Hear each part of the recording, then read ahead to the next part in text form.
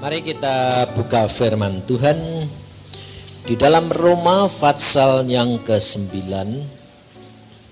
Roma pasal 9 mulai ayat yang ke-30 sampai dengan Roma 10 ayat yang ketiga.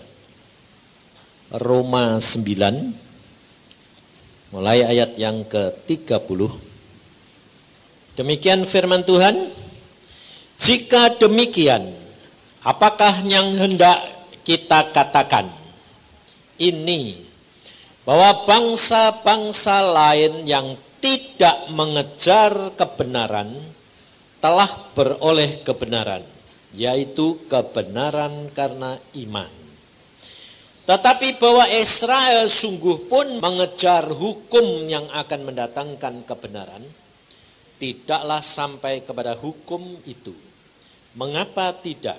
Karena Israel mengejarnya bukan karena iman, tetapi karena perbuatan.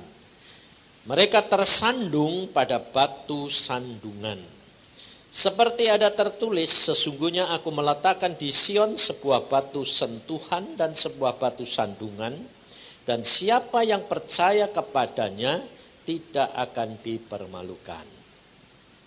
Saudara-saudara, keinginan hatiku dan doaku kepada Tuhan ialah supaya mereka diselamatkan. Sebab aku dapat memberi kesaksian tentang mereka bahwa mereka sungguh-sungguh giat untuk Allah, tetapi tanpa pengertian yang benar.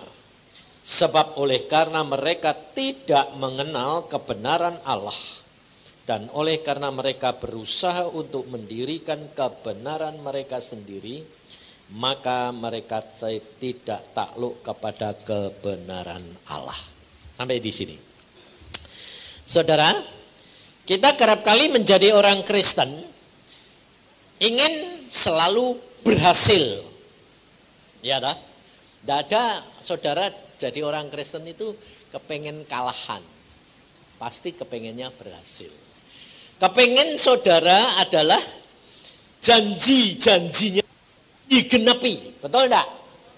Hah? Semua toh? Tapi Tuhan itu bohong apa enggak? Enggak toh? Tapi kenapa saudara enggak ngalami kegenapan janji? Contohnya, yang sakit enggak sembuh-sembuh, yang kekurangan enggak jadi kelimpahan. Ya toh? Kenapa? Karena kita tidak menyadari, saudara, bahwa orang Kristen ini kembali lagi seperti pengalaman orang Israel. Dan selama dunia ini mulai dari diciptakan oleh Tuhan, sejak manusia jatuh dalam dosa, sebetulnya siklus manusia itu semua problemnya sama. Dari kejatuhan kepada kejatuhan sampai kepada Kristus baru ada perombakan. Tetapi kita kerap kali tidak dapat menikmati apa yang Tuhan sudah adakan perombakan ini. Mengapa? Karena firman Tuhan berkata di dalam Roma 9 ini ayat 30 ini, apakah yang hendak kita katakan ini, bahwa bangsa-bangsa lain yang tidak mengejar kebenaran telah beroleh kebenaran, yaitu kebenaran karena iman. Nah, orang Israel ini jatuhnya kembali kepada perbuatan. Memang iman tanpa perbuatan itu mati. Jadi iman mesti diimbali dengan perbuatan. Tapi jangan dibalik. Kembali ke perbuatan baru ngimani. Nah, ini salah satu contoh saya buktikan. Saudara jadi orang Kristen ini hidup dalam iman atau dalam perbuatan? Hah? Iman tok? Nah, nggak bisa. Iman dan perbuatan. Nah, tapi selama ini saudara itu jalan dalam iman atau perbuatan? Saya buktikan sekarang. Jawab dewek ya. Saudara baca Alkitab. Semua baca toh? Baca. Ngerti dulu baru diperbuat atau baca ngerti tidak ngerti buat? Ayo, sekarang ini loh, kamu jawab dewek-dewek.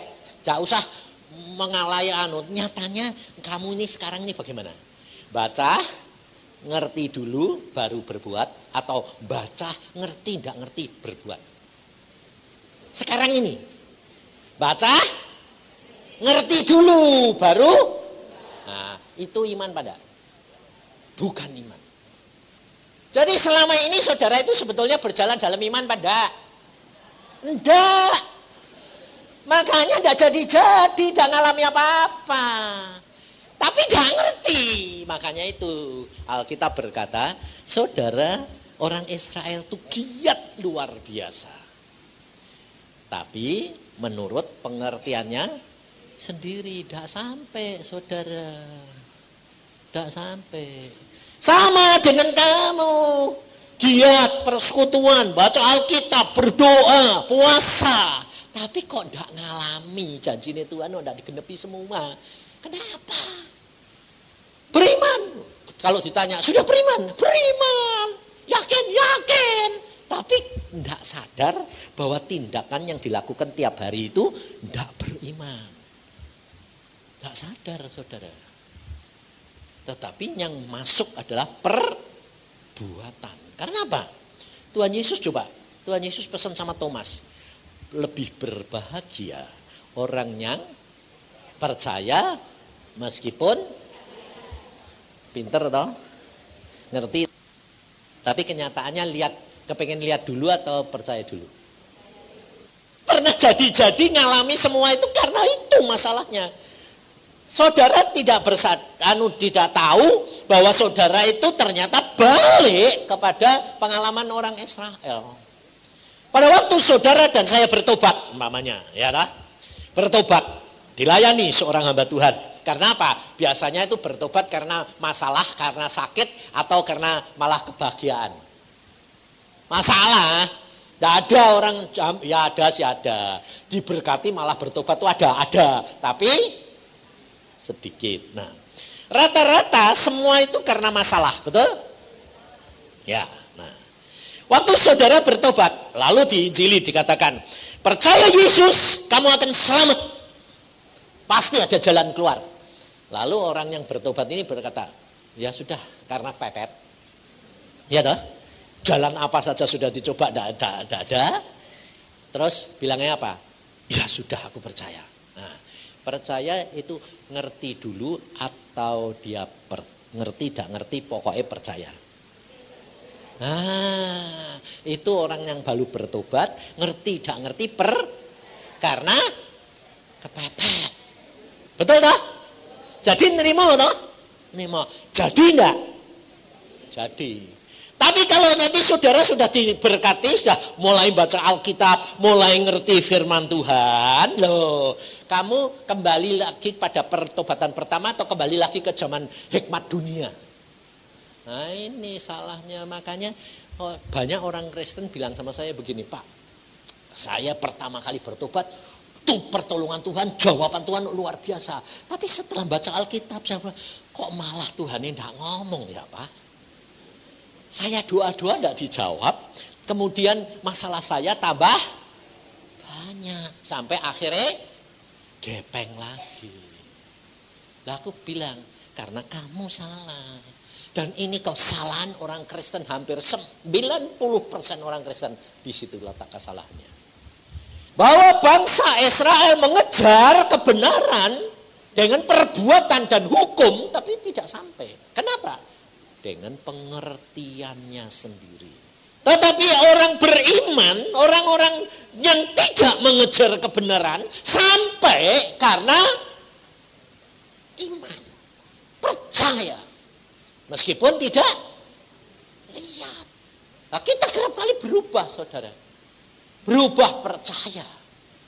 Pertama iman, kemudian berubah lagi kepada kebiasaan yang lama. Lihat dulu, ngerti, baru percaya. Itu hikmat dunia. Itu bukan hikmat iman. Itu bukan orang beriman, saudara. Orang beriman itu percaya. Firman Tuhan kamu baca, ngerti, tidak ngerti, percaya. Jalani aja. Kau akan melihat kemuliaan Tuhan. Karena apa? Memang Tuhan itu tidak bisa dipikirkan, saudara. Dan Alkitab berkata selalu baru. Caranya pun baru setiap saat. Makanya saya selalu katakan jangan pakai metode. Biasanya seorang hamba Tuhan atau anak Tuhan yang sudah mengalami cara jalan keluar dari masalah. Umpamanya contohnya, dia sembuh dari kanker. Sembuhnya kan bagaimana ya? Sembuhnya pakai apa ya? Wah, cuma Tuhan berfirman, itu loh, makan daun itu. Makan daun tumbuhan A. Nah, tak makan, sembuh. Lalu orang lain yang kena kanker sama dengan dia bilang apa? Makan daun A, sembuh enggak? Ya, salah. Loh, aku kok enggak sembuh? Kamu kok sembuh? Iya, aku sembuh. Kok kamu enggak? Kenapa ya? Orang itu sembuh bukan karena daun. Tapi karena menurut firman. Meskipun enggak usah ngerti. Kenapa kok daun itu? Ini contohnya. Seorang sopir dia baru bertobat. Nah, tapi punya penyakit eksem yang enggak sembuh-sembuh. Sampai puluhan tahun. Ke dokter, ke spesialis enggak sembuh-sembuh. Lalu dia berkata, ya Tuhan, kalau kesaksian itu kok hebat-hebat ya. Aku ini kok enggak sembuh-sembuh. Pada waktu dia naik sepeda pulang ke kampungnya, ke rumahnya, cuma Tuhan ngomong, ngambil saja daun yang kamu lewati di rumahmu itu, tempelkan aja, kunyah-kunyah masukin, tempelkan aja. Nah, dia tidak peduli, nurut aja, ambil kunyah-kunyah tempelin, sembuh sempurna dalam waktu 3 hari, ngelokop beres. Lalu tiap orang nanti di kampung dikasih tahu apa? Tiap korengan, tiap telan, ambil daun kunyah-kunyahnya. Loh kok tidak sembuh-sembuh? Nah ini kenyataan hidup saudara dan saya itu kerap kali begitu. Makanya saudara tidak ngalami. Untungnya saya karena bergaul dengan Tuhan, saya tiap kali jungkir balik sama Tuhan. Tidak mau urusan sama orang lain, tidak peduli saya. Sebab saya dari kecil sudah dididik Tuhan pribadi. Masuk surga itu tidak gandeng-gandengan. Amin. Tapi nyatanya kamu bilang amin itu kamu kerap kali nurut orang lain enggak? Ayo jujur. Contohnya gini, kamu amin toh? Amin toh? Amin. Kira-kira kalau Ibu Linda yang ngomong, kamu harus gini, bingung enggak kamu? Nurut Ibu Linda, mestinya Ibu Linda atau hamba Tuhan yang lebih mengenal ya, lebih ngerti ya. Betul enggak? Nah, iya. Lalu itu kembali lagi ke hikmat dunia atau hikmat Allah. Ini saudara. Makanya tidak jadi-jadi. Saudara dan saya tidak diharapkan menentang pemimpin. Tidak, jangan. Karena Alkitab berkata hormati. Tetapi tiap perkataannya jangan dianggap sebagai firman Tuhan. Demikian juga kata-kata saya. Saya selalu tidak ngerti saudara. Tapi tiap apa yang saya katakan itu bukan saya. Contohnya si Sun itu yang biasa ngerekam. Dia pada waktu badannya turun terus kempes. Berapa kilo sampai 10 kilo berapa. Lalu ketemu saya di satu persekutuan dia bilang, "Pak, saya ini kok turun terus sih Pak, kurus. Kok dokter sudah ini sudah. Kok tidak bisa sembuh Pak, turun terus." Lah saya itu ya diem ngomong gitu ya, saya ya diem aja, ngerti aku ya tidak ngerti kok. Apa saya terus bilang, ya kalau ini, enggak, saya cuma diem aja, peduli amat. Nah, dia yang ngalami, mungkin Tuhan punya maksud mau proses, mau didik ya toh. Nah, saya diem aja, tapi nyeplos dari mulut saya, dorongan dari dalam, minum temulawak. Saya itu tidak pernah kenal temulawak. Saya sendiri ya tidak pernah minum. Tapi pada waktu itu muncul sendiri. Minum temulawak. Ya aku ya cuma nerusin sambung. Minum temulawak. Udah. Ya enggak tahu. Apa lalu besoknya 10 hari saya tanya, bagaimana kamu? Enggak urusan saya. Aku ya enggak ngerti kok. Ngerti saudara? Itu firman dan berjalan di dalam iman. Saya sampaikan, dia lakuin. Sekarang gendut tak? Sembuh, gendut sekarang. Ketemu lagi bilang pesun. Loh Pak, aku gendut loh Pak. Loh, terus minum temulawak terus. Aku mongkok terus bonder. Jadi, lalu jangan nanti setiap orang kurus suruh minum temulawak. Loh,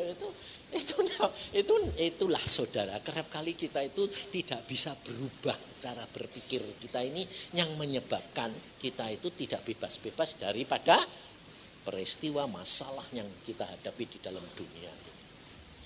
Maka dari itu mulai berubah. Lalu caranya bagaimana kita harus bisa berubah? Pikiran ini diomongin dengan firman, dicuci, dibersihkan terus, dibersihkan terus. Dan katakan, gak usah ngerti, percaya, wong Tuhan itu kalau ngomong itu gak bakal bisa dimengerti, ngertinya itu setelah kejadian. Itu iman. Jangan saudara ngerti dulu baru jalani, salah. Kerap kali orang berkata, nanti kalau sudah ini bagaimana Pak? Loh, Tuhan itu tidak pernah ngomong dari A sampai Z itu enggak. Ngomong A, sepotong. Jalanin, baru nanti B. Saudara tahu, saya itu dari rumah itu sembahyang terus bilang gini, Tuhan, ini jadwal kok Linda bikin kok padete sampai kok ini anggapnya aku ini masih muda, apa piye sih Tuhan. Diempet-empet 2 session nanti sore 3 session aku bilang ini orang sudah 65 loh. Dianggapnya bisa nom wae pencet terus gepeng nanti aku KO bingung gue. Kita harus sadar saudara. Contohnya gini, kita lihat coba. Di dalam Yesus itu segala sesuatu mungkin, betul? Amin. Tapi saudara dan saya ini hidup di dalam dunia enggak? Ya toh? Terbatas enggak dagingnya? Nah, sekarang saya tanya. Tuhan Yesus selama di dalam dunia, dia pernah enggak kuat enggak? Sebab orang Kristen, terutama hamba-hamba Tuhan bilang, kalau di dalam Yesus nanti kan, mamanya saya ngomong tadi toh, aku ini sudah tua. Oh jangan khawatir Pak, dalam Yesus kan dikasih kuat. Musa sampai 100 ya kuat toh, betul enggak? Kamu ngomong gitu betul tak? Ngawur itu namanya. Tuhan Yesus Allah sendiri pada waktu dia di dalam dunia pernah enggak kuat enggak? Di mana? Di Taman Getsemani? Mana kuat? Dia cuma kalau di Taman Getsemani itu hampir nyaris enggak kuat, tapi tetap kuat. Maksud saya itu benar-benar enggak kuat. Di kayu salib. Pada waktu dia gotong salib, jatuh enggak? Jatuh tak? Yang nyambung siapa? Simon. Yesus Allah sendiri, dia enggak. Karena apa? Daging, saudara. Jiwanya kuat, rohnya kuat. Tapi dagingnya tidak kuat. Pada waktu dia gotong kayu salib, di tengah jalan jatuh, saudara. Tidak kuat lagi. Lalu prajurit-prajurit itu memaksa Simon gotong salibnya Yesus sampai di atas gunung Golgota. Sebab hal ini saya alami, saudara. Saya kalau tidak mengalami hal seperti tidak pernah melintas, saya pikir Yesus mesti kuat, betul? Saya juga begitu. Padahal saya baca Alkitab ini ratusan kali, tapi Tuhan saya tidak pernah melintas ngerti kalau Tuhan Yesus juga tidak kuat. Pikir saya mesti kuat.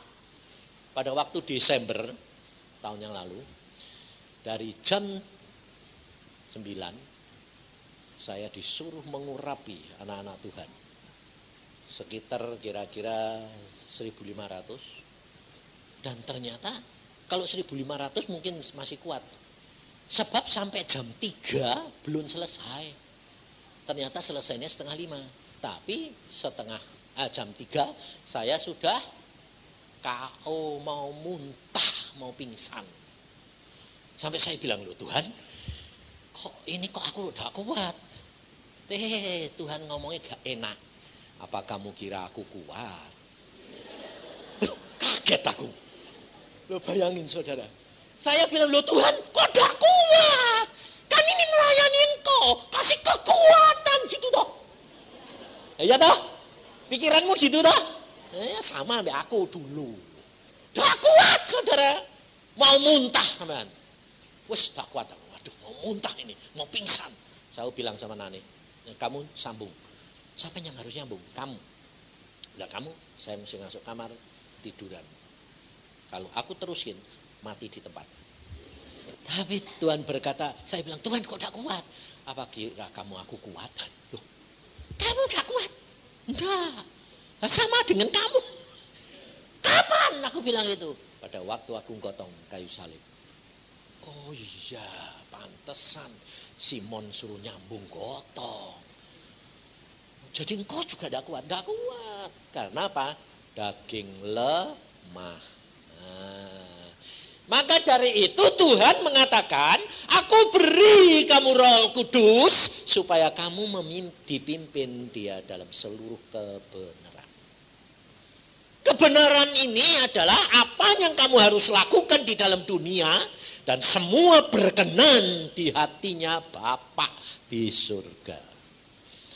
Jadi jangan pakai ini konsep. Saya sendiri sampai waktu itu masih punya konsep di dalam Yesus kuat.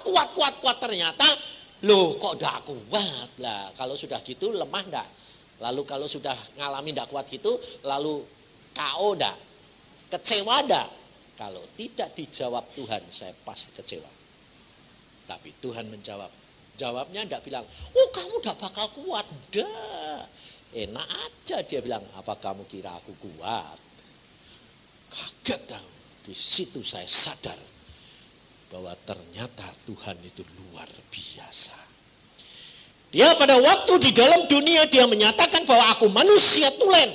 Sama dengan engkau dan saya. Jadi engkau dan saya harus belajar dari kehidupan Yesus hari demi hari. Kekristenan bukan cuma hari Minggu atau persekutuan. Tapi di dalam rumah tangga kami, hari demi hari, itu kekristenan berjalan dengan Yesus. Dengan pimpinan Roh Kudus. Berjalan di dalam firman-Nya. Firman-Nya adalah firman kebenaran. Dan dialah yang akan menyucikan, menguduskan. Dan saudara, tidak usah mesti ngerti dulu. Sebab apa? Firman ini tidak pernah terbatas. Luar biasa. Dikatakan firman yang hidup. Selalu berkembang. Tidak bisa dideteksi. Yang dibutuhkan saudara dan saya percaya. Dan lakukan di dalam iman. Maka saudara dan saya akan mengalami luar biasa. Luar biasa bersama dengan Yesus. Dan semua janji Yesus digenapi. Pasti. Makanya saya berani mengatakan karena saya ngalami semua saudara. Tetapi harus dirubah cara berpikir kita. Nah, untuk bisa mengubah cara berpikir itu hanya dapat kalau saudara belajar firman dan peka terhadap pimpinan Roh Kudus. Makanya itu saudara mesti belajar bicara. Pertama saudara bertobat, Roh Kudus sudah masuk, saudara sudah dibaptiskan, saudara sudah terima pembaptisan dan saudara Roh Kudus masuk, saudara harus menyadari bahwa selama Roh Kudus itu masuk dalam diri saudara, saudara harus memperhatikan dia. Agungkan dia. Akui dia setiap hari. Lalu saudara harus berjalan dengan dia. Ngomong dengan dia. Nah, saudara mungkin tanya, ya Pak aku sudah ngomong tapi tidak dijawab lah. Kalau saudara ngomong gini ya, aku sudah ngomong tapi tidak dijawab. Lalu saudara menantikan jawaban toh? Ya toh? Jadi kalau tidak dijawab, kecewa enggak? Ayo. Nah, dia bilang rodok kecewa. Nah, Ini salah satu hal yang saudara saya katakan. Ternyata saudara juga jalan dengan Tuhan masih pakai pikiran. Kalau pakai pikiran berarti pakai kemauanmu. Jadi Tuhan yang kamu atur. Loh, Tuhan mau jawab anda itu, Tuhan itu maha tahu enggak? Hah? Ayo. Kamu Tuhan itu enggak cerewet. Nah, kamu ini selalu kepinginnya apa? Kalau tanya langsung itu cerewet. Tuhan itu tidak pernah cerewet. Tuhan itu lihat kamu berdoa toh, tapi Tuhan lihat, oh, nanti setelah ini dia sudah berdoa minta pimpinanku, tapi Tuhan lihat, oh yang kamu lakukan besok nanti, oh yang kamu doakan itu sudah benar. Perlu dijawab enggak? Lah kok minta jawaban? Kok ngerti kowe? Kalau Tuhan lihat, oh dia sudah doa, umpamanya, Tuhan tolong aku mau pergi ke sini, ya Tuhan tolong sertai ya Tuhan lah. Tapi doamu bilang gini, Tuhan aku mau pergi sini, boleh enggak ya? Lalu Tuhan lihat, oh baik itu pergi sana baik, ya sudahlah. Perlu jawab enggak? Enggak toh? Nah, kalau Tuhan bilang, wah ini enggak baik ini, perlu jawab enggak? Belum tentu. Ngawur kamu masih ngatur meneh, itu namanya ngatur lagi. Ngatur lagi itu. Kenapa? Lah sudah tahu, enggak bener kok dibiarke. Loh. Kalau kamu tidak dididik, dibiarke ngalami, kamu taunya itu bener apa enggak bagaimana? Jadi saya bilang belum tentu. Jadi kadang-kadang dibiarkan karena apa? Oh harus ngalami nih, tidak ngalami kayak gitu nanti karpe dewek terus itu. Nah, nanti mau nih gini, ya. Nah, itu jadi robot. Itu makanya saudara, pengenalan akan Tuhan itu seperti kalau kita hidup dengan anak kecil. Tuhan Yesus berkata, kalau kamu tidak menjadi seorang anak kecil, kamu tidak bisa masuk dalam kerajaan surga. Karena anak kecil itu nurut bapak ibune tanpa mengerti. Itu iman, saudara. Dan Tuhan mendidik juga begitu. Kalau kamu baru bertobat, dituntun. Ini boleh, ini baik, ini enggak, ini boleh. Gitu. Tapi kalau nanti sudah mulai baca Alkitab, saudara dibiarkan, sudah mulai gede, saudara dibiarkan. Ambil sendiri, jalan sendiri, mikir sendiri, gitu. Hidup dengan Tuhan itu sudah ada jatahnya sendiri-sendiri, enggak usah ribut. Kalau kamu bisa ngambil jatahmu semuanya itu sudah luar biasa. Sebab Tuhan sudah berkata sama saya, yang dapat menggenapi jatahnya itu cuma 10% orang Kristen, saudara. Setiap saudara ini punya target. Ya toh? Nanti di dunia itu nanti kamu jadi orang kaya apa miskin, itu semua sebetulnya sudah ada. Terus nanti di surga kamu kedudukannya di tingkat berapa itu sudah ada. Jabatanmu apa itu sudah ada. Semua tertulis di dalam kitab kehidupan. Saudara tahu? Dan tiap orang harus menggenapi targetnya. Itu maksimal yang saudara dan saya dapat capai. Kalau itu saja saudara bisa mencapai, itu luar biasa Tuhan bilang. Kenapa? Karena cuma 10% yang bisa mencapai target. Sisanya hampir semua tidak bisa. Nah, makanya saya bilang, Tuhan, bagaimana bisa mencapai target? Jalan dengan iman melalui di dalam firman dan pimpinan Roh Kudus, kamu akan tiba. Dan hari demi hari, dan sangkali diri, pikul salib. Pikul salib siapa? Hah? Nah itu salibmu itu sudah dipikul Yesus. Kok kamu gotong lagi? Makanya tidak selesai masalahmu. Loh, itu masalahnya. Kerap kali orang Kristen itu salibnya dikasih Yesus toh. Pikul Tuhan. Sudah, habis itu diambil lagi. Lah itu keren kali. Lah ya masalahmu enggak selesai-selesai di situ, Saudara. Mbok kasih ke Tuhan sebentar, wah rasanya damai sejahtera. Amin. Sudah ya Tuhan, gotong ambil lagi. Lah itu gara-gara itu, Saudara, itu enggak selesai. Lah lalu salibnya siapa? Itu lo baca. 1 Yohanes 3:16 itu lo baca. 1 Yohanes 3:16. Makanya saudara itu mesti belajar firman itu terus nanti dipraktekin gitu. Jadi nanti ngalami semua. Kalau sudah ngalami, nah, orang lain suruh ngalami. Kamu jadi saksi. 1 Yohanes 3:16. Demikianlah kita ketahui kasih Kristus, yaitu bahwa ia telah menyerahkan nyawanya untuk kita. Jadi kita pun wajib menyerahkan nyawa kita untuk Yesus menyerahkan nyawa karena memikul salibnya siapa? Kamu. Seluruh isi dunia dipikul Yesus di atas kayu salib. Yesus bilang apa? Seperti yang aku lakukan, kamu lakukan. Nah, kamu harus mengikut Yesus, sangkal diri dan pikul salib. Salibnya siapa? Saudara-saudaramu. Beri, maka kamu akan diberi. Sing mbok gotongi salibmu dhewe. Lah ya Tuhan Yesus, sangkal diri. Sudah Tuhan. Pikul salib. Sudah.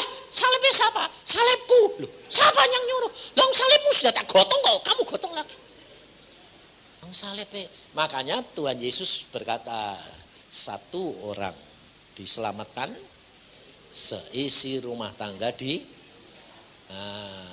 bagaimana isi rumah tangga bisa selamatkan kalau tidak ada satu orang yang pikul salib. Lalu kamu mungkin ngomong, loh salibnya saudaraku kan sudah dipikul Tuhan juga. Loh, lah dia belum percaya kok. Yesus mbok nyalib, mbok mikul lagi. Yesus mikul salib seluruh isi dunia yang percaya. Yang enggak percaya ya enggak bakal dipikul. Kalau dipikul orang enggak percaya masuk surga, betul? Yang dipikul siapa? Yang percaya. Nah, sekarang saudaramu belum percaya, yang harus mikul siapa? Kamu. Jangan Yesus. Lalu dia mbok mikul Yesus, kamu mikul punyamu dewek loh itu. Ya kamu enggak selamatkan. Ya dah. Nah, pada waktu itu Indri, Tuhan ngomong sama saya gitu, saya diam aja, Saudara. Tahu-tahu Indri bilang, Pak, kenapa? Doain saya, Pak. Kenapa? Doain dong.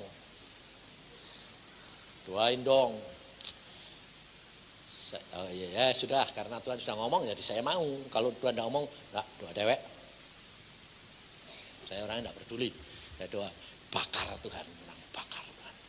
Bakar ini orang perlu dibakar, terus dibakar. Bengong dia.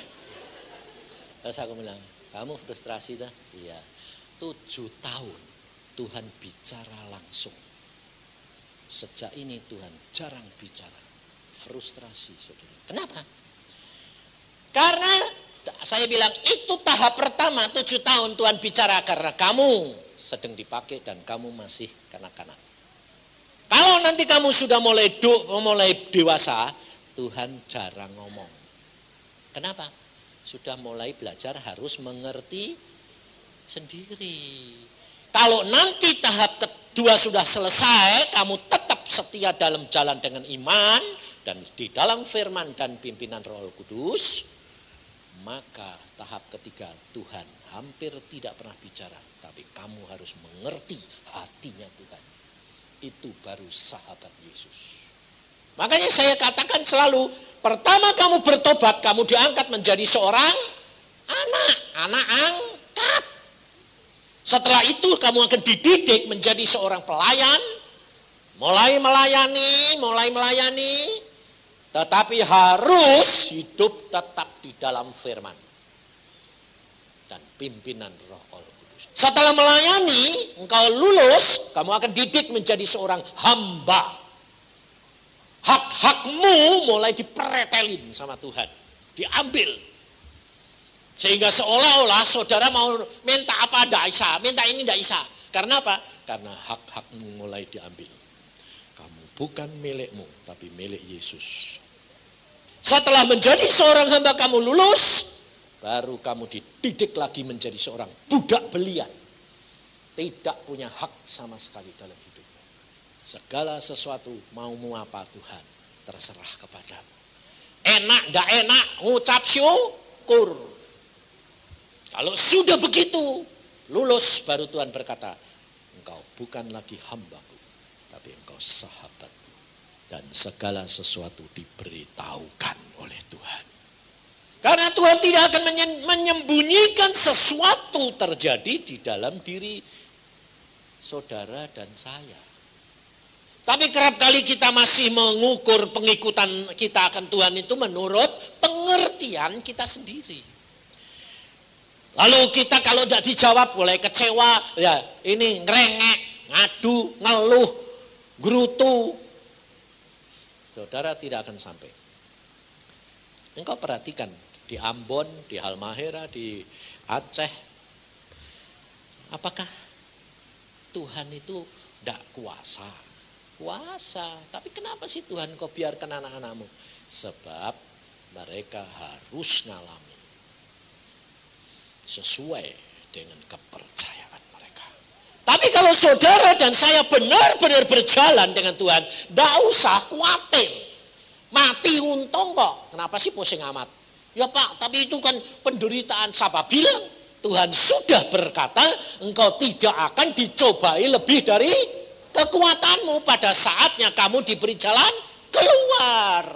Memang yang lihat menderita, yang ngalami kuat. Saya ngalami sendiri. Biarpun yang lihat itu kelihatan sengsara, tapi yang ngalami tidak begitu sengsara. Makanya pada waktu Iin anak saya itu umur 11 itu pada waktu kena meningitis itu, Tuhan bilang stop semua obat. Nah, saya stop. Dokter bilang apa?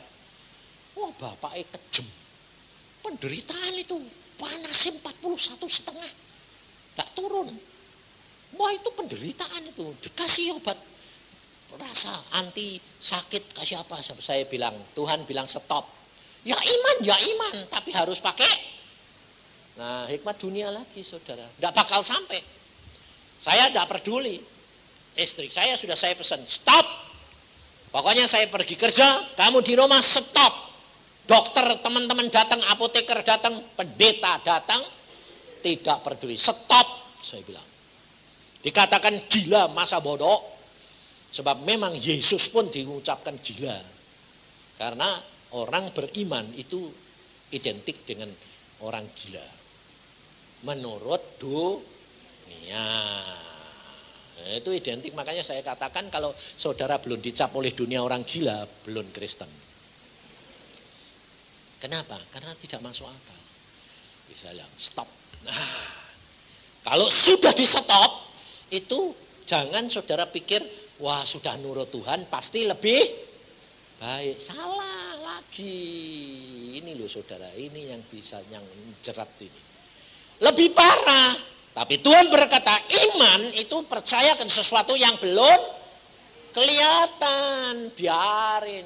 Dilihat tambah parah, mau mati ya ben masa bodoh. Nanti mati ya malah bangkit, peduli amat. Coba saudara, bapakmu orang beriman enggak? Abraham itu orang beriman enggak? Ya. Menantikan Iska anaknya berapa tahun? 25 tahun. Dikasih 1. Padahal janjinya apa? Abraham, anak cucumu akan seperti bintang di langit. Terbatas enggak? Dihitung bisa enggak? Tapi dikasih. Nah, padahal pada waktu kalau saudara dapat bilang, aku akan jadikan kamu orang kaya. Terus kamu bilang apa? Wah, mana? Omongannya pas-pasan. Kapan? Nah itu batasi Tuhannya di situ saudara. Dikasih cuma satu. Udah dikasih satu, sudah seneng. Lalu Tuhan berkata, anakmu satu itu loh. Satu toh. Cuma satu toh. Iya satu.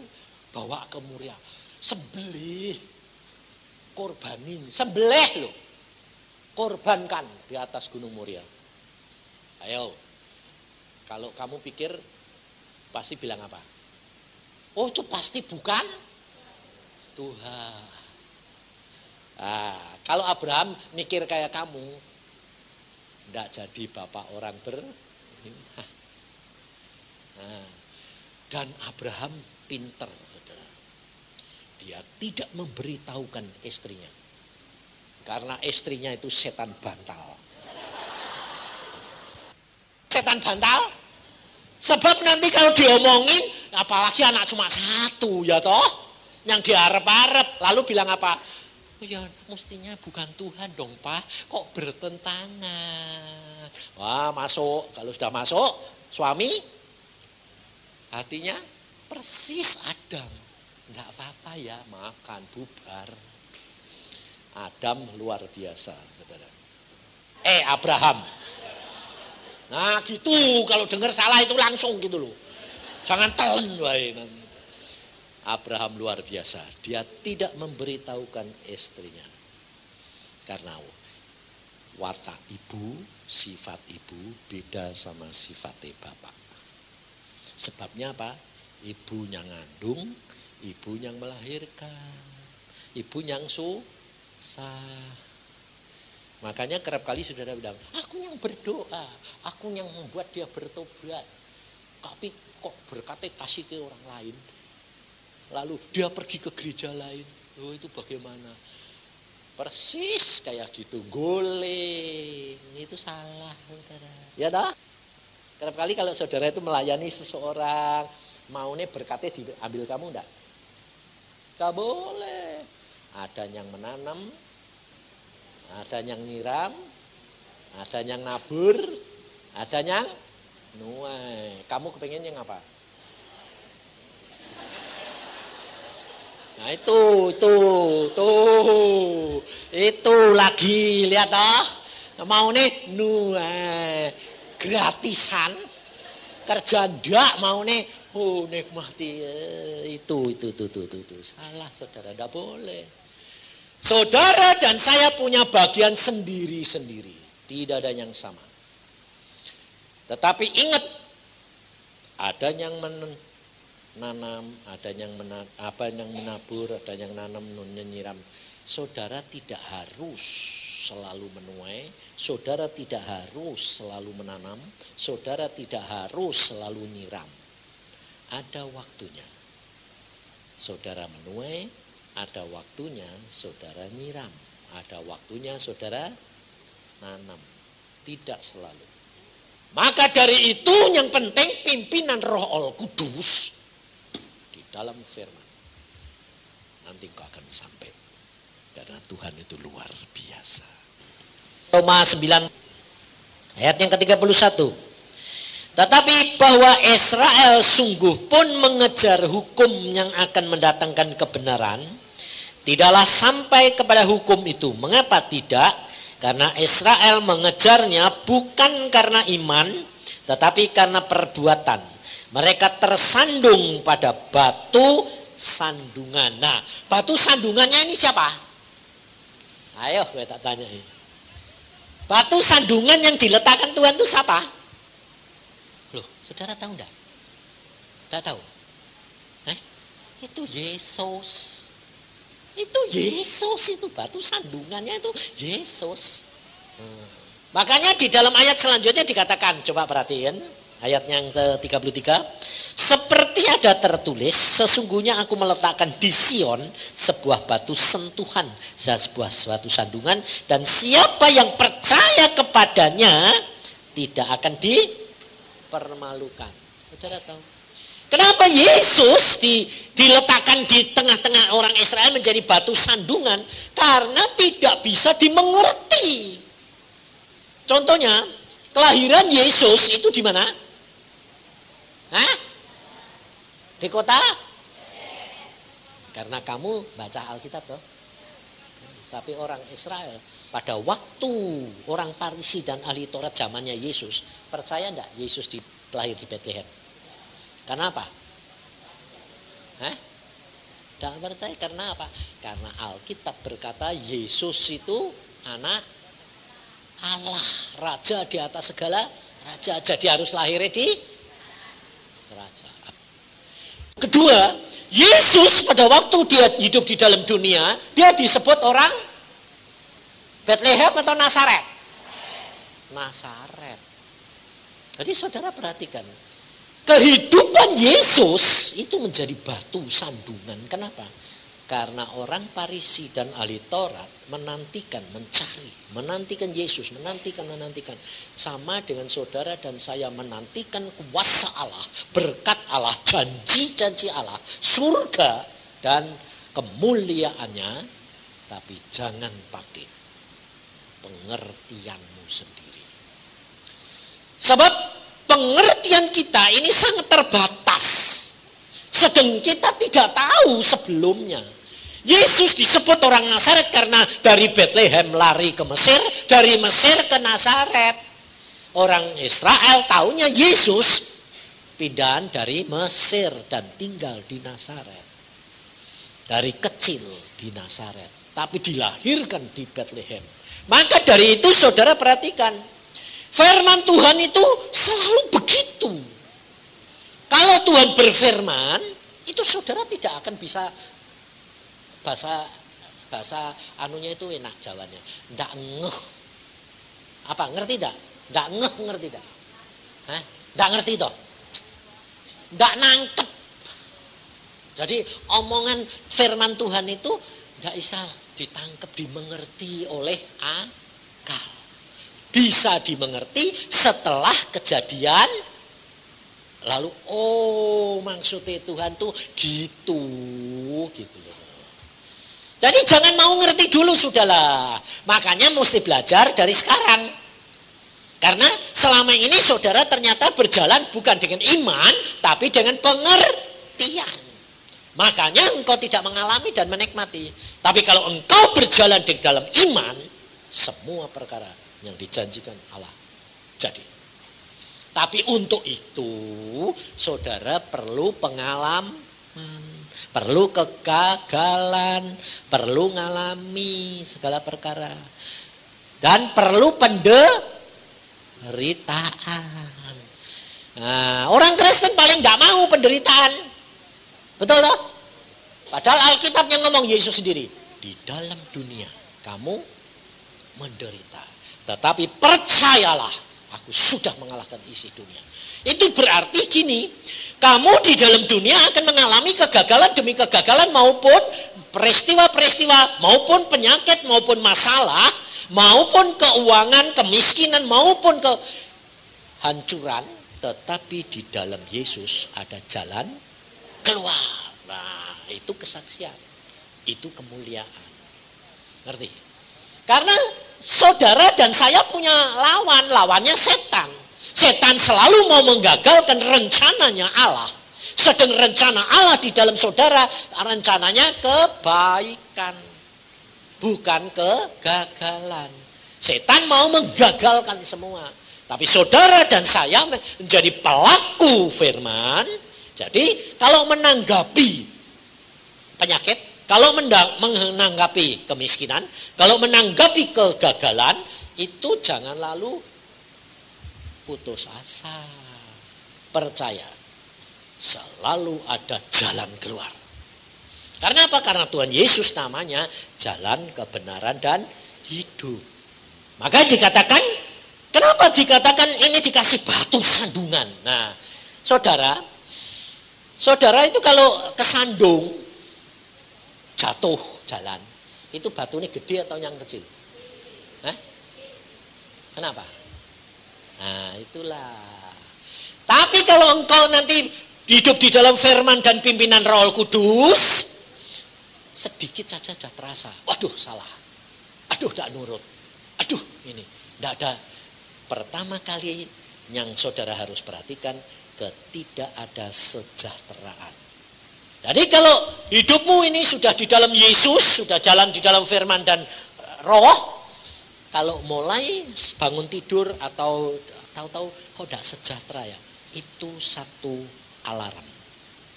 Itu langsung saudara harus masuk kamar, atau kalau sedang masak atau sedang cuci pakaian atau sedang mandi, langsung berdoa. Tuhan, ada apa ya? Kok aku tidak sejahtera? Apa maumu Tuhan Roh Kudus? Itu tanda pertama, itu pasti tidak sejahtera. Kalau Tuhan ngomong, pasti yang pertama pikiran kita menilai. Makanya hati-hati, cara menanggapi firman Tuhan itu harus benar-benar kamu buat dari dalam. Sebab kalau engkau tidak belajar dari hari demi hari, kekristenan itu hari demi hari, jadi kalau menanggapi firman itu saudara pikir gini, kalau Tuhan yang ngomong, saudara mau nanggapi, pasti pikirannya gitu dah. Tapi itu tidak bisa diikuti, dituruti kalau saudara tidak belajar dari sesama manusia. Jadi di keluarga dulu, jadi kalau ada orang ngomong, sampai anakmu perkara kecil pun itu harus ditanggapi. Dengan cara sudah kebiasaan latihan itu, makanya saya berkata, di dalam pengikutan akan Yesus, pertama adalah kewajiban. Baca Alkitab itu kewajiban, sebab baca Alkitab itu susah sekali. Ngantuknya luar biasa. Untuk taat baca Alkitab itu susah. Lebih-lebih kalau sudah sampai di imamat bilangan. Waduh, rasanya itu. Makanya ada orang tidak bisa tidur, Tuhan bilang suruh baca Alkitab, imamat bilangan. Orang tidak bisa tidur 2 tahun loh. Jam 12 malam itu telepon sama saya marahin saudara, karena kurang ajar. Telepon jam 12 malam, sedang enak-enaknya tidur, aku jam 3 dibangunin Tuhan. Saya bilang, kamu bangunin orang kok jam 12 malam. Dia bilang, ya Pak Yusa bisa tidur, saya enggak. Lebih kurang ajar lagi. Pak Yusa bisa tidur, aku enggak. Lah kenapa kamu enggak bisa tidur kok kamu bangunin saya? Justru saya mau minta tolong Pak. Tolong apa? Doain. Enggak, saya bilang. Apa masalahnya? Saya sudah 2 tahun enggak bisa tidur. Ke dokter sudah, spesialis sudah, habis uang banyak. Enggak bisa tidur. Lah terus sekarang makanya Pak, ini bagaimana, doain dong. Enggak, saya bilang. Kenapa sih Pak kok galak amat? Enggak. Kamu lakuin sendiri, alami sendiri. Hah? Bagaimana caranya? Nah, waktu saya telepon itu, mulut saya marah, tapi hati saya tetap doa. Tuhan, ini orang ini bagaimana? Ngomong toh, sambil ngomong Isa, dalam hati itu saya ngomong, Tuhan orang ini bagaimana? Sudah baca Alkitab. Nah, baca Alkitab. Wes gitu toh, nurut ya, tidak usah mikir. Udah bisa tidur baca Alkitab itu Tuhan.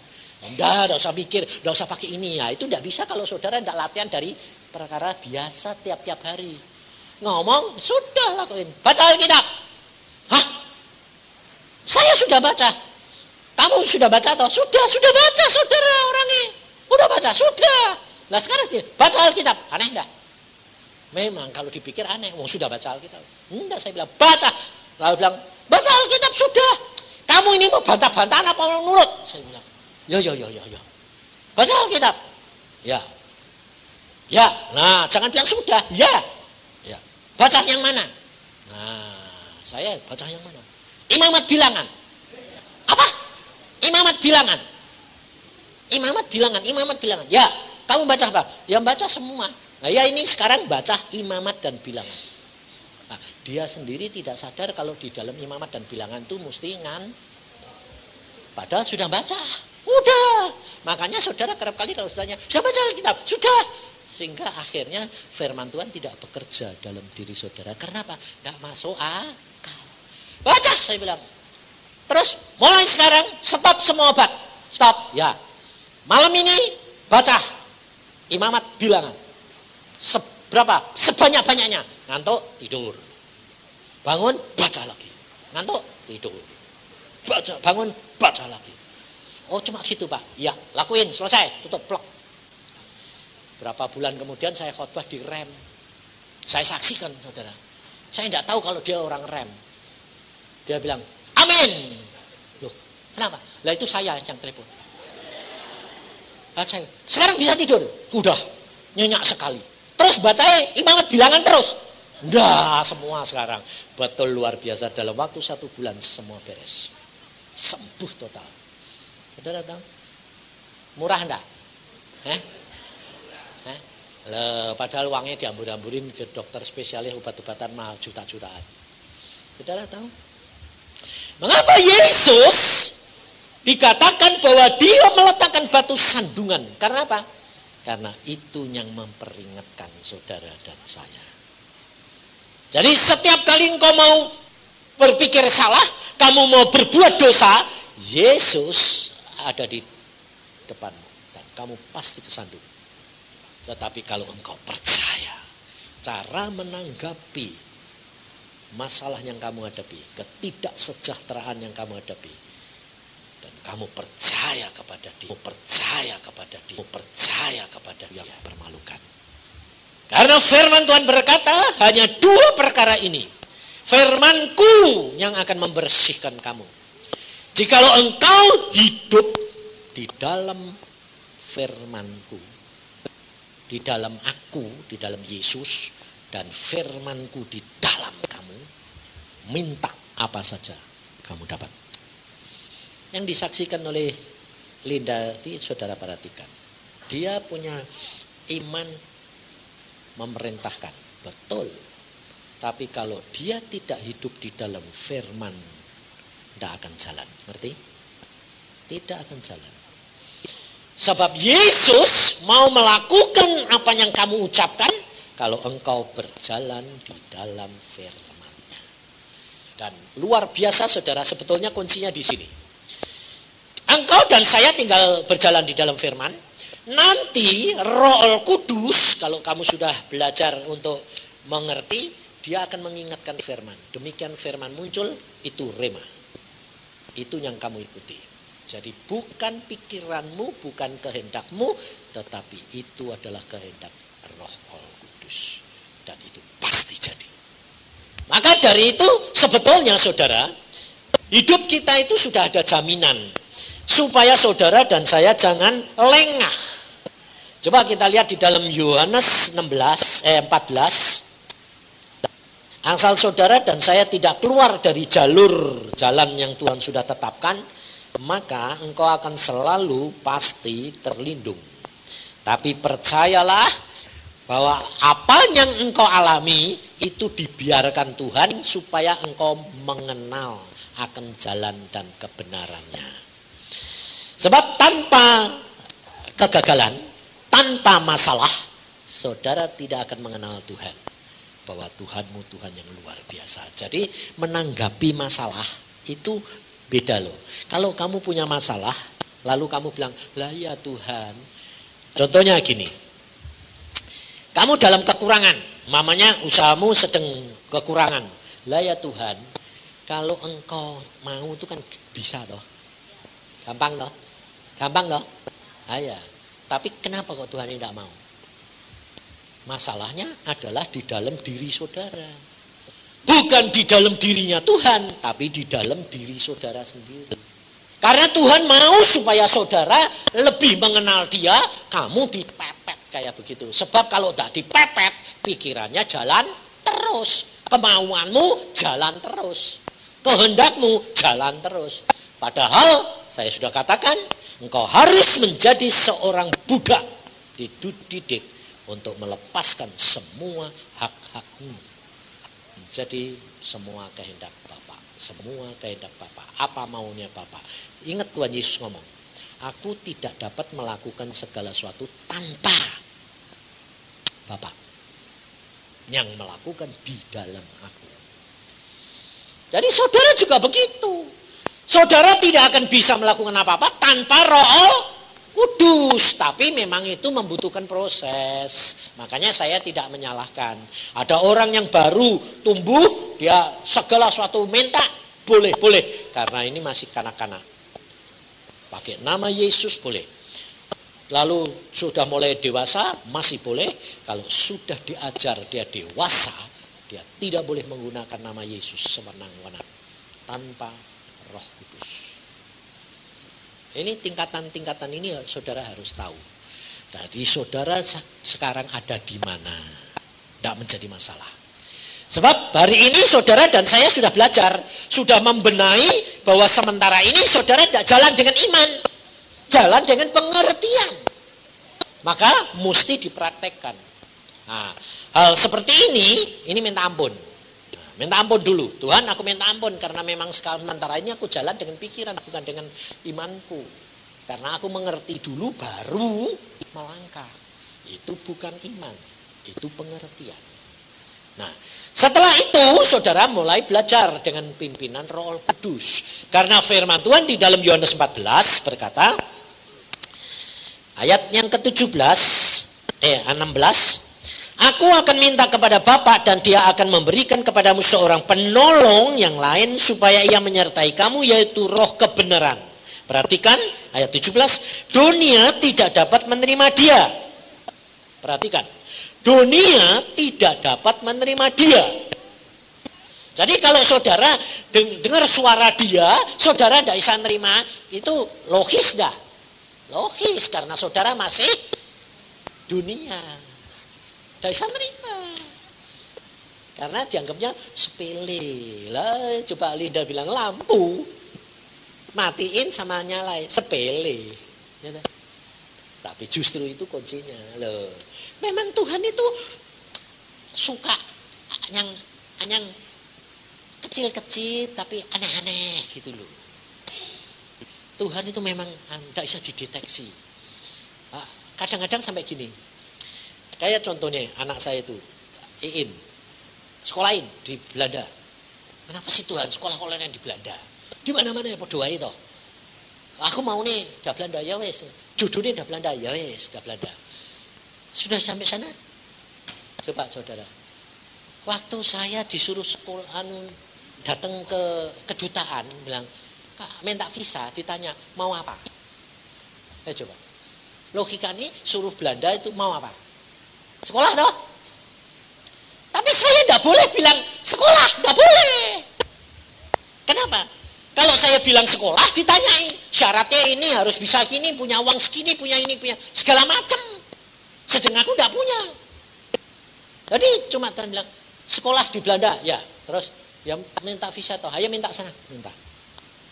Cari tiket tidak ada, cari pergi ke kedutaan, minta visa. Tiketnya punya apa? Enggak. Loh, udah boleh Pak, harus punya tiket bolak-balik. Loh, mau ke sana mau apa? Kalau sekolah boleh. Tapi syaratnya harus punya ini. Nah, saya bilang apa Tuhan? Turis. Ninjau. Jadi saya tidak bilang turis, ninjau Belanda. Memang permulaan langkah pertama ninjau. Jadi tidak bohong. Setelah itu sekolah. Nah, kalau saudara pikirnya sekolah, nah, saudara lalu bilang sekolah, tidak jadi, saudara. Tahu? Saya pasti tidak bisa ngirim Iin. Karena apa? Semua fasilitas tidak ada. Tapi Tuhan berkata, sekolah ke Belanda. Ya. Tapi minta visanya, tidak sekolah. Ninjau. Aneh toh? Bohong, tidak. Nah, memang pada waktu itu tidak punya apa-apa. Mau ini ninjau. Ya ninjau. Harus punya tiket bolak-balik. Tidak punya, saya bilang, karena habis semua. Tidak ada tiket. Oh, tidak boleh Pak. Ya sudah, ngerti tidak? Ya sudah. Jadi jangan sudah, loh Tuhan kalau engkau yang nyuruh, kok ternyata gagal. Belum sudah mikir, gagal sungguhan. Tidak, saya bilang, tidak boleh. Aku bilang sama Tuhan, loh tidak boleh. Ya ngomong pada waktu itu, oh kalau tidak punya tiket bolak-balik, tidak bisa Pak. Ya wes. Aku ngomong di sini, tidak boleh, bukan salahku. Saya orangnya geludung kok, masa bodoh. Saya pergi dari tempat duduk, keluar. Belum sampai pintu, duta besarnya keluar. Dia dari belakang saya, dia lihat. Pak Yusa! Loh, dia kenal aku tidak kenal dia. Dia pernah dengar firman soalnya. Loh, kok Pak Yusa? Loh, mau apa? Mau minta visa. Terus? Gak punya tiket, gak boleh. Terus pegawai sini kamu. Untuk orang ini beri visa tanpa tiket. Kalau dia nanti sampai gak punya tiket, beritahukan tiket kedutaan beri ke dia. Aneh kan? Siapa yang punya pikiran gitu? Nah, kalau aku punya pikiran gitu, wow, datang sana dengan bangga, betul? Terus kedua, timingnya saya mau pergi, dia keluar, itu siapa yang ngatur? Nah, kok bisa tepat? Saat dia 3 langkah, aku keluar pintu, tutup. Kok persis di depan pintu? Pak Yusa. Siapa yang ngatur? Nah, tidak ngalami kayak kegagalan gitu, ngerti mujizat Tuhan? Enggak. Ditolak dulu, ya biar. Tolak ya sudah. Sudah itu sampai ke Belanda, dapat tiket saja dikatain orang gila. Bayangin saudara, Tuhan bilang sekarang kamu berangkat tanggal 20. Loh, 21. Tanggal 20 masih KKR. 20 malam itu KKR saya di Gelora. 21 berangkat Tuhan, berangkat. Tidak ada tiket Tuhan, ada. Ya wes. Pak, mau berangkat ke Belanda. Oh, penuh semua, Pak. Oh, Tuhan penuh. Ya sudah pulang toh, pulang. Loh, Tuhan itu udah ngomong di situ. Saya sudah naik mobil sampai di tengah jalan pulang, balik bilang, balik. Balik kemana? Ke travel. Terus bilang ada. Gila enggak? Kira-kira kalau saudara mau enggak gitu? Yang travel bilang sudah habis, Tuhane ngomong di tengah jalan, balik. Bilang ada. Sinting enggak? Nah iya, makanya jangan nekian pikiran. Tapi lihat mujizat enggak? Mau sinting dulu jadi lihat mujizat atau kamu bukan pinter sih, keminter. Lebih keminter terhadap Tuhan. Kalau Tuhan yang ngomong ya sudah. Balik Tuhan, balik. Balik, sudah balik. Ngadep lagi sama direkturnya. Pak, ada. Siapa yang ngomong? Bapakku. Bapakmu siapa? Yesus. Oh. Begituin saudara, gila. Gila, ini gila. Ada, saya bilang. Enggak mungkin, bapak yang jual apa saya yang jual? Saya bilang ada. Oh, bapakku bilang ada. Lah itu kan Tuhan. Ini daging, ini urip di dunia, bukan di surga. Orang Kristen loh yang ngomong sama saya direkturnya itu, saudara. Tapi saya bilang, ada. Udah, kamu telek ke Singapura. Bilang ada. Kok ngatur Singapura? Oh, kita ini agen. Ya sudah ngomong. Nanti saya bayar teleknya. Saya bayar, dia telek. Saya ditelepon. Ada. Sudah ada. Ada toh. Wah, ajaib ya. Nah, dia bilang ajaib ya. Bapak kok bisa gitu? Ya iya, anaknya Tuhan. Saudara sampai di Belanda, saudara tahu? Saya orang bloon. Tidak tahu ada apa ini di mana, sekolah di mana, Tuhan. Tidak ada orang tua yang ngirim anaknya sekolah sana itu tidak tahu mau sekolah apa, betul tidak? Tidak ada orang tua yang ngirim anaknya sekolah sana itu tidak tahu mau sekolah apa, betul tidak? Ada, saya. Tanyain, kamu sekolah apa? Tidak tahu. Lah papa? Ya tidak tahu. Makanya istri saya seantar, suruh nganter, tidak mau dia. Tidak mau yang, kenapa? Nah, tidak tahu. Tidak tahu. Bayangin saudara. Sampai sana saya bilang tidak tahu, mau sekolah apa, tidak tahu. Ternyata Tuhan sudah ngomong sama Iin. Ngomongnya apa? Ngomongnya itu tidak, kamu sekolah arsitek. Tidak saudara. Dia cuma ngimpi, kamu sekolah ini ditunjui gedongnya luar. Gedongnya model gini-gini, dia bilang, tidak ada Pak model di gedong kayak gitu itu di Indonesia. Aneh apa modelnya? Warnanya biru Pak. Ya wis toh, tidak tahu ya wis toh. Wis ayo sampai Belanda jedet, ayo jalan-jalan. Ya, apa? Muter fakultas semua. Muter, dia di arsitek dia bilang, loh ini gedongnya ini Pak, aku sekolah di situ. Loh, tidak tahu kalau itu, tidak ada tulisannya. Universitas atau universitas tidak ada. Ya tidak ada tulisannya arsitek, tidak ada, cuma gedongnya biru. Loh ini gedongnya ini Pak. Terus saya tanya, ini gedong apa? Ini fakultas arsitektur. Oh ya ini. Ya aku di sekolah arsitek Pak. Loh lah terus kamu ini garesin aja tidak bisa lurus kok arsitek. Garis, kalau dia bikin garis lurus itu tidak pernah bisa. Mesti bengkok. Lah kok sekolah arsitek lah kan bangunannya bengong semua. Aku bilang, loh ini pitain. Lah enggak tahu, Tuhan bilang suruh sekolah gedung ini. Ya sudah, terus masuk. Oh, aku bilang. Saudara tahu? Besok sambil saya masuk situ, cuma maksudnya apa? Lihat-lihat. Enggak ngomong Tuhan. Dah lihat-lihat. Ada pengumuman. Mulai hari ini, mahasiswa Indonesia yang mau sekolah di Belanda, di Delft, enggak usah ngurus apa-apa. Semua diurus fakultas. Jadi, loh, ada pengumuman hari ini. Pas. Nah, saya tinggal daftar ini. Nah, diurusi semua. Ngerti tidak? Itu caranya Tuhan. Jadi belajar langkah demi langkah dan perkaranya kecil. Ini ibu-ibu ini loh cobaan. Masak. Itu nyampur apa pada Isa loh ini, nyampur apa ngomong Tuhan ini nyampurnya pirosi Tuhan, garamnya seberapa coba. Loh, nanti jamin nanti kan hasilnya luar biasa. Oh, kamu tuh mau nih yang gede-gede, yang kakean keminter itu namanya. Bu jangan keminter, jadilah penurut firman. Sebab apa? Sebab Tuhan Roh Kudus itu rindu bergaul akrab dengan saudara. Segala perkara ngomong. Dan engkau perhatikan Roh Kudus mengingatkan saudara dan saya selalu dalam perkaranya kecil-kecil. Itu latihannya begitu. Sehingga nanti kamu akan diberi tanggung jawab dalam perkaranya besar. Ini. Jadi jangan. Ini contohnya ini tadi saya duduk di situ banyak yang datang Pak doain. Itu namanya berharap sama manusia apa enggak?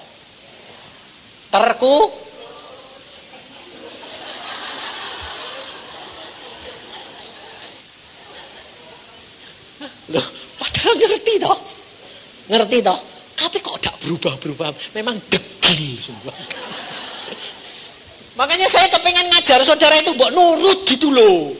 Alami sendiri. Sebab apa yang saya katakan itu bukan saya. Saya tuh dari Bandung tuh tanya istri saya. Dia tanya, yang kemeh khotbah apa? Nggak tahu. Wah aku sembahyang Tuhan kemeh ngomong apa? Nggak ngomong. Ya wis toh. Aku siap wae. Doa pesawat ya aku diem sembahyang. Kemeh ngomong apa? Oh ini nanti dari pesawat nggak mampir kemana-mana langsung. Aku bilang gitu. Tapi dia diem. Ya wis aku ya diem. Dek pokoknya dek kowe dak ngomong aku ya dak ngomong. Ah mbok seminar ya ben. Sing dimaki-maki kan Linda bukan saya. Disuruh aku ya duduk diam di sana.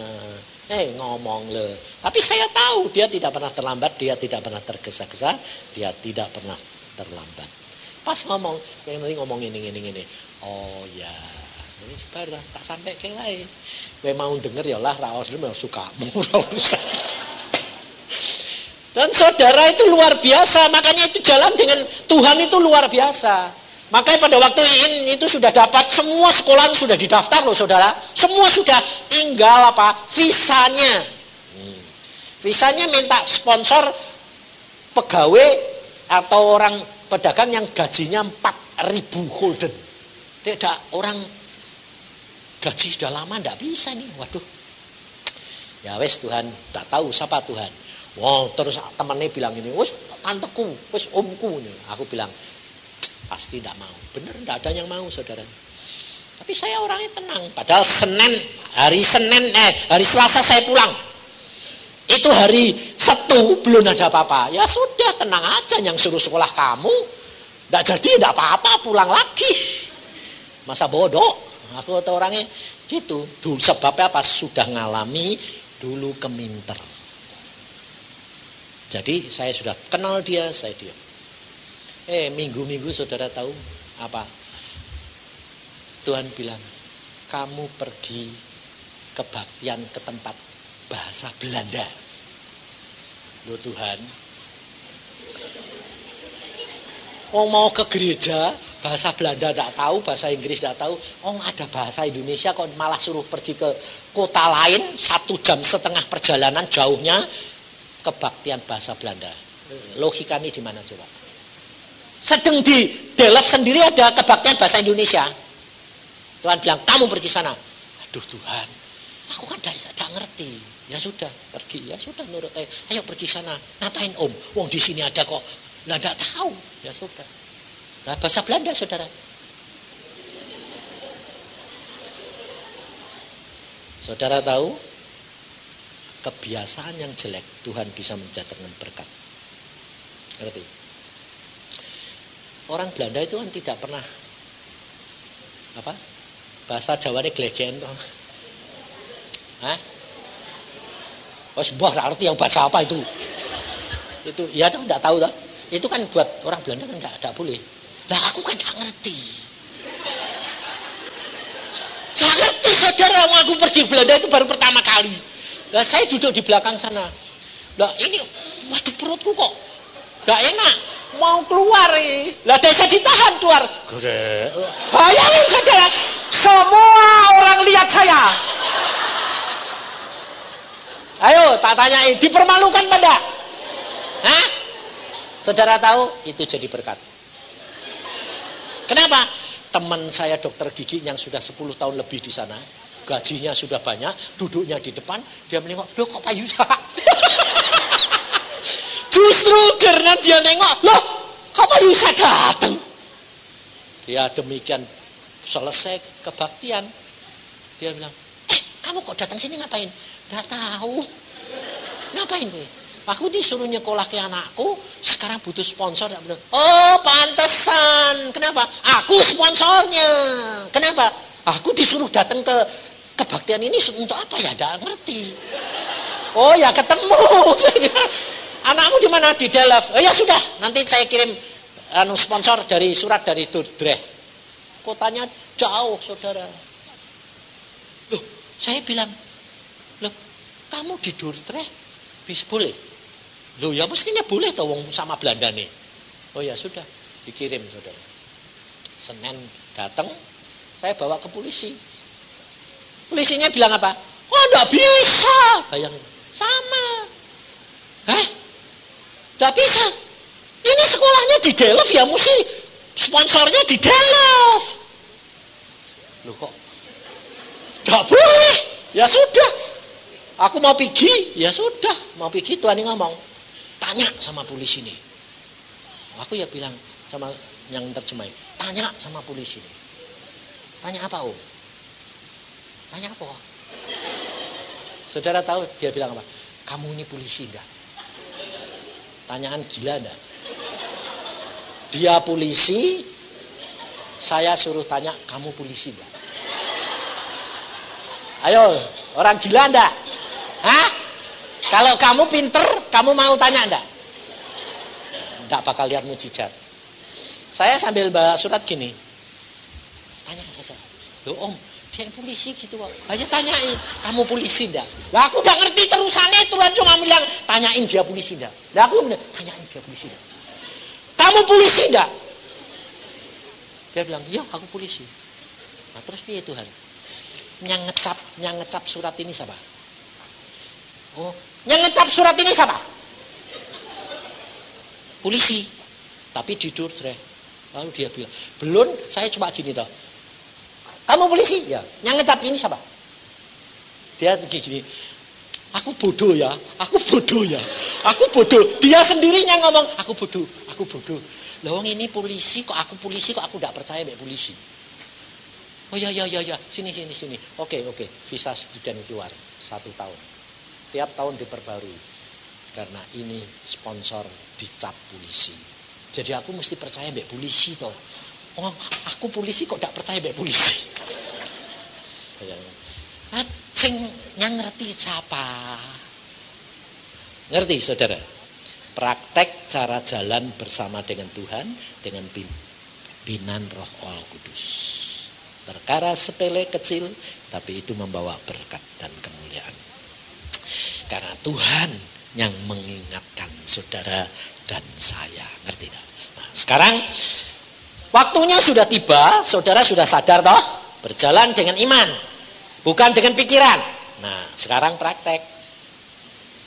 Nah, prakteknya, kamu punya masalah enggak? Anakmu sakit, suamimu, siapa punya masalah enggak? Hah? Nah, sekarang praktek. Prakteknya bukan bilang, ya Pak Yusak yang doain, ngawur meneh. Kamu praktek sendiri. Nah, dengan praktek itu nanti kamu lihat hasilnya. Dan kau akan melihat tangan Tuhan luar biasa buat menolong kamu. Caranya bagaimana? Hadapkan masalahmu. Masalahmu hadapin dulu. Habis itu yang pertama bertobat dulu, minta ampun bahwa Tuhan, aku sementara ini bukan berjalan dengan iman tapi dengan perbuatan dan pikiran. Jadi sekarang aku mau berbalik dan kembali kepadamu berjalan dengan iman. Habis itu bawa masalahmu. Setelah itu, Tuhan, apa yang aku harus lakukan? Nah, tunggu, minta tolong sama Roh Kudus. Tuhan Roh Kudus, engkaulah penolongku. Sekarang apa yang aku harus lakukan? Nah, udah. Kalau dia mengingatkan firman, firman itu rema, lakuin. Kalau dia tidak ngomong apa-apa, apa yang timbul dalam hatimu, itu yang kamu harus lakukan. Karena itu bukan kamu. Karena kamu sudah berdoa. Dan kamu tidak memikir lebih dahulu. Itu lakukan. Maka engkau akan melihat Tuhan akan bertindak. Jangan membatasi, mamanya harus sembuh dulu, harus ini. Jangan. Sebab Tuhan mau supaya saudara dan saya itu langkah pertama. Langkah kedua itu mengikuti dengan sendirinya nanti berjalan. Apapun. Sebab ini kenyataan yang saya alami. Ada seorang pengusaha di Jakarta itu, dia kepengin istrinya bertobat. Dia doakan tidak bisa, istrinya itu tidak mau bertobat. Karena apa?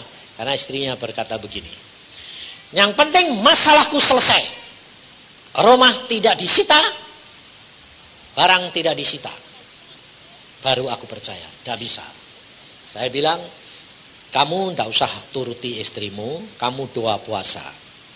Kamu bersihkan diri lebih dahulu di hadapan Tuhan, dan nanti Tuhan yang berbicara. Nah, sudah dia doa puasa satu bulan, dia nemuin saya.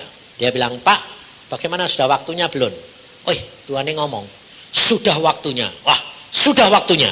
Ya, istrimu bertobat. Bagaimana caranya, Pak? Tidak tahu saya. Lalu Tuhan ngomong, nanti sore kamu datang. Nanti sore saya datang. Jam berapa, Pak? Jam 5. Saya tidak ngasih tahu dan saya tidak tahu, saudara. Dia pikirnya baik. Ngasih tahu istrinya. Pak Yusak nanti sore mau datang ketemu kamu.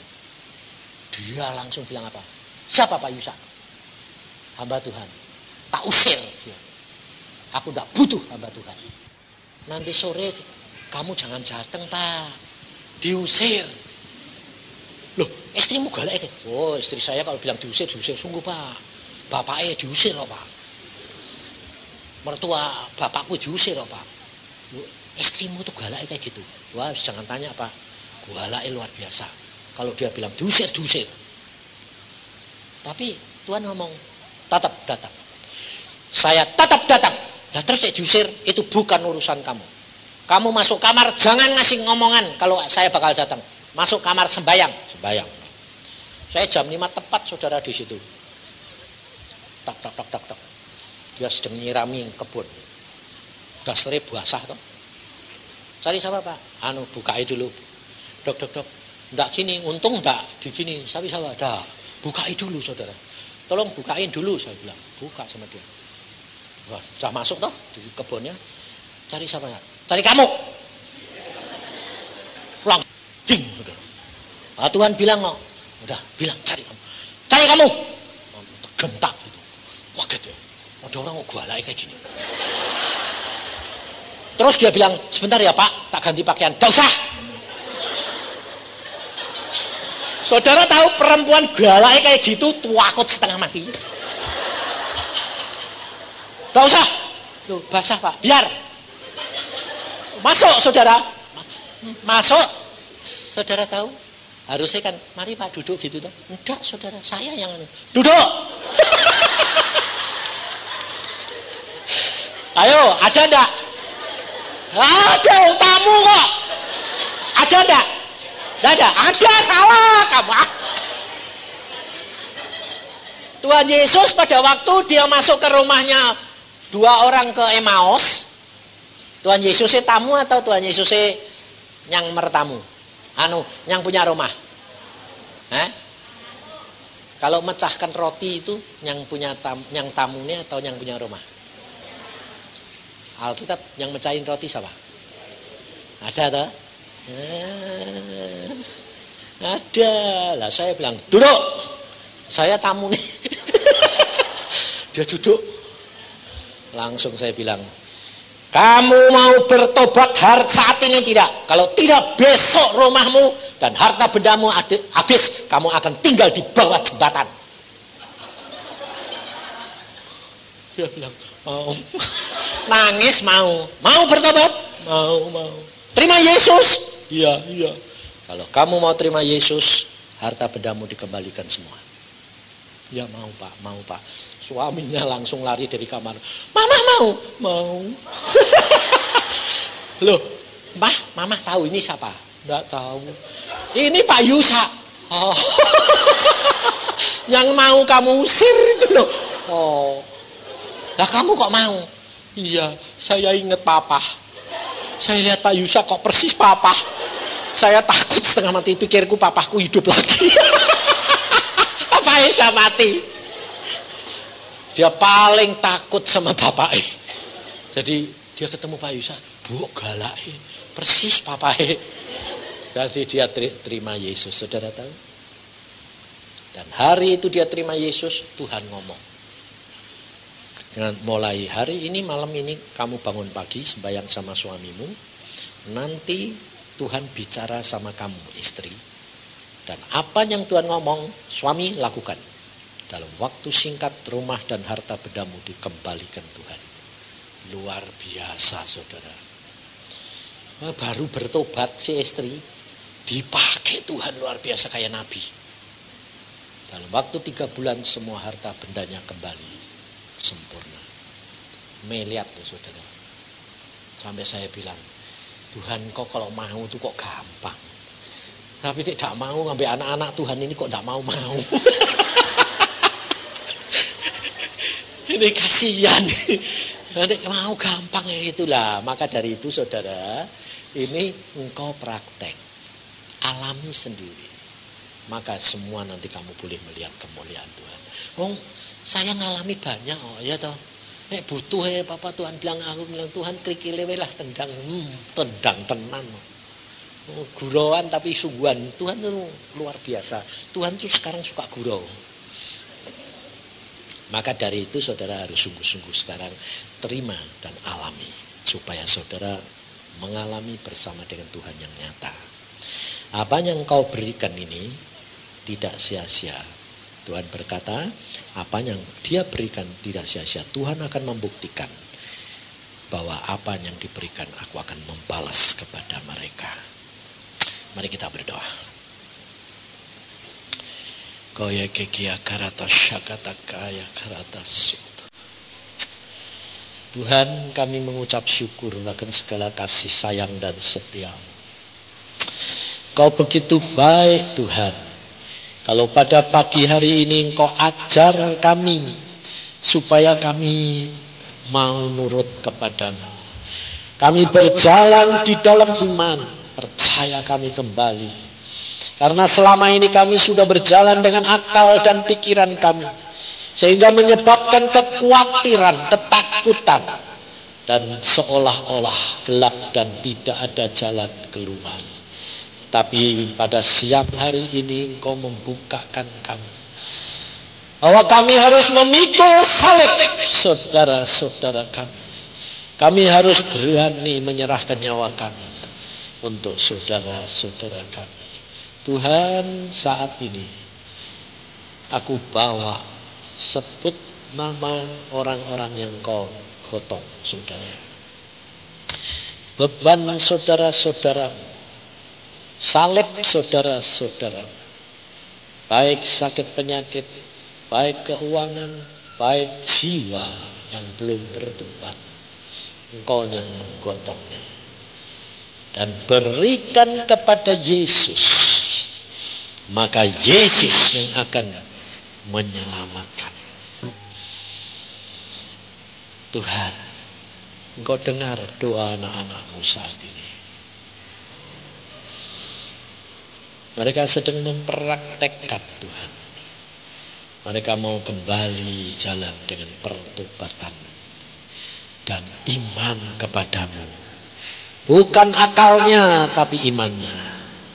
Mari Tuhan Roh Kudus, tolong berbicaralah, jawablah apa yang mereka harus lakukan. Buat mereka mengerti bicaramu, maksud kehendakmu Tuhan, supaya mereka melakukan sesuai dengan kehendak dan rencana.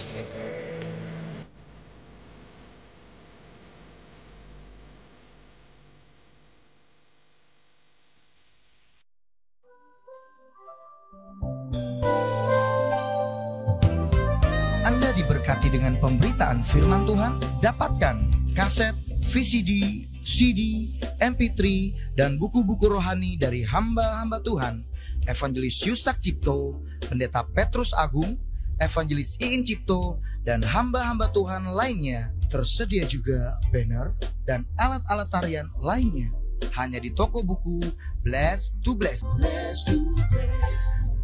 Bless to Bless.